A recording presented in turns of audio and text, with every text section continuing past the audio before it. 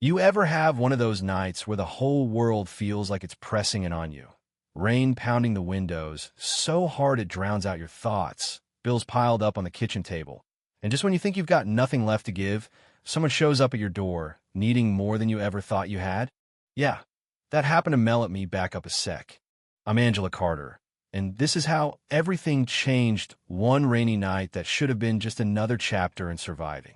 It was a Tuesday, I think, or maybe a Wednesday, doesn't matter. The point is I just lost my job at the textile warehouse, a casualty of some bigwig's decision about import tariffs and overseas labor and all that jazz. They handed me a pink slip and a sad little sorry, and that was it. 3 weeks later, my savings were a ghost. Every dollar scraped together from my Etsy shop, where I made crochet pumpkins, angels, little cats with button eyes, anything people would buy. I had 2 kids sleeping in the next room, electric heater humming near their feet, but never high enough to make the bills even scarier. I gotten used to skipping meals, used to making do, but kindness? That was never something I rationed. The rain started early, just a drizzle at first, but by afternoon it was hammering the roof, sky the color of old bruises, purple, gray mean. I was pulling in my display of yarn crafts from the porch, tiny butterflies, flower wreaths, the usual, when I spotted movement at the gate. At first, I thought it was a trick of the rain, but then I heard a child's cry. Finn scared. I see this woman, elderly, hair plastered to her face, clutching a busted umbrella and dragging a little boy behind her. Both of them soaked, the kid's feet splashing in puddles, the woman's eyes somewhere else entirely. You know what I mean?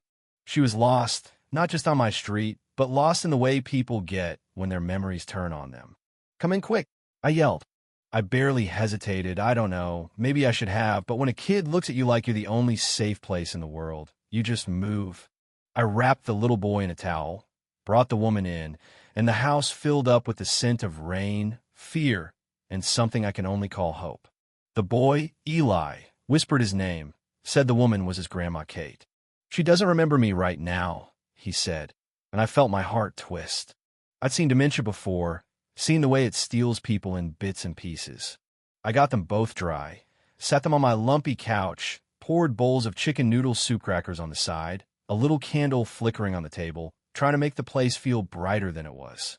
Sometimes all you can do is open the door and let the world in, even when you got nothing left. Eli ate in little bites, polite to a fault, eyes never leaving his grandma. Kate, though she was in and out, muttering about trains and jam, her gaze darting from the wall to the window to the boy. That little boy keeps following me, she whispered like it was a secret. I told her, that's Eli. He's your grandson. You've been with him all day. She shook her head, frightened, confused.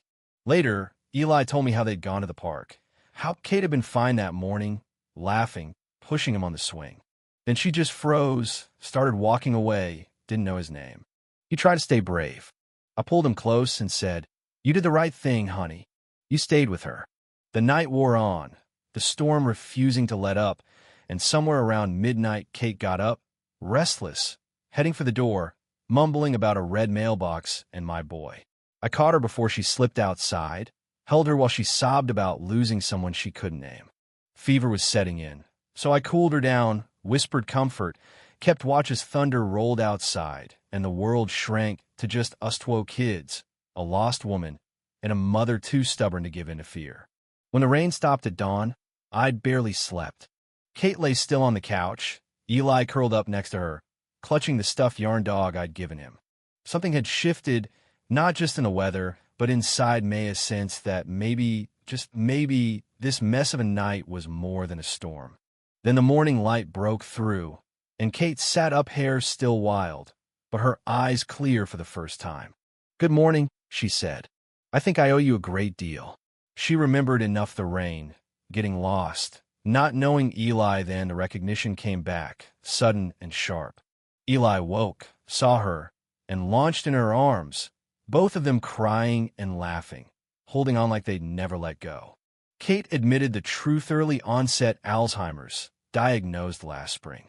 She hadn't told her son, James, tried to protect him, thought if she ignored it, it might go away. She asked to borrow my phone, and when she called, I heard the panic in his voice. "Where are you? Are you okay?" Kate reassured him, tears streaming down her face. 30 minutes later, a black SUV screeched to a halt outside my gate, and in rushed James, disheveled, exhausted, desperate.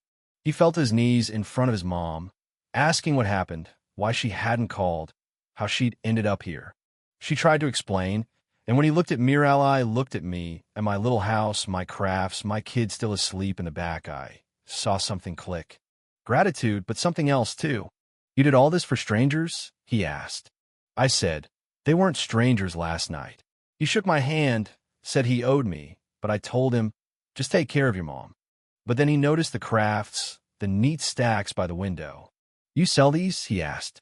When I told him I'd lost my job, and this was all I had, he got quiet, picked up a tiny angel, turned it in his hands like it was made of gold. "I run a distribution company," he said. "We're looking for small batch, authentic goods. You have skill, Angela. Real skill. I want to help. Not because you helped my family, though I owe you for that, too, but because what you're doing matters. Let me tell you, when you've been scraping by for months, you don't just believe it when opportunity knocks." But James meant it. He offered me a partnership, a real contract, a way out of the grind. And for the first time in a long time, I let myself hope. 3 weeks later, I was standing in a brand new space at the East Side Market Co-op, shelves lined with my crafts, a handmade sign reading "Bread of Grace" over the door. James called in designers, contractors, but let me make every decision. Kate came by often, helping where she could, her hands still shaky, but her heart steady. Eli played with my kids, laughter echoing off fresh paint and new floors. And then twist coming James, and I started something bigger. A co-op for women like me, mothers of the thread, connecting single moms, grandmothers, anyone with a skill and a struggle, teaching them to crochet, sew, sell their work online. The first Saturday, the place buzzed customers, kids, cookies, lemonade, people buying more than just decorations. They bought pieces of survival, pieces of grace. A month later, business was booming, orders from Germany, Australia, even Japan. I stood behind the counter, humbled and scared in equal measure. What if it all goes away? I asked James one day. He looked at me, eyes serious, and said, "Angela, you built something nobody can take. Not because of me, because of who you are." One afternoon, a stranger walked in, hands rough, coat patched, smelling of engine oil, looking for a place to put his skills to use. "You sew?" I asked. 20 years, he said, "just need a chance." I handed him a clipboard. "We don't turn people away here," I said with a wink. Outside, a new plaque shone in the sun, in memory of that one rainy night when kindness opened the door. And when a young reporter asked, "Did all this really start because someone knocked on your door in a storm?" I just smiled. "No," I said. "It started because I opened it." Now, you tell me, would you do if a stranger knocked in the middle of your storm? Would you open the door? Drop your thoughts below. Let's talk about what it means to do the right thing when no one's watching. Because sometimes all it takes is a little bit of grace to change everything.